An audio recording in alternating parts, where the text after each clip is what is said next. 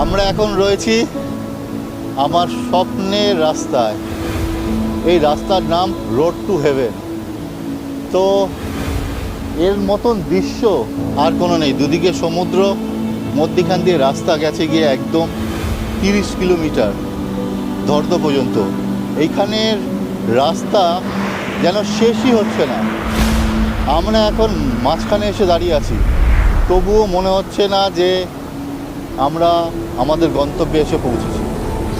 আরও এখান থেকে 15 কিলোমিটার আমাদেরকে এরকম দুধারে জলপথ দেখতে দেখতে ছুটে বেরোতে হবে। তো এখানে এখন আমরা পেলাম জল দুদিকে। কোনো সময় এখানে আসলে তোমরা দুদিকে নুনে ভরা পুরো হোয়াইট ডেজার্ট পাবে। তাই কোনো সময় নুনে পাবে, কোনো সময় জলে পাবে। আমরা পেলাম জল। তা তোমরা অবশ্যই কমেন্টসে জানাবে কোনটা বেশি ভালো লাগছিল।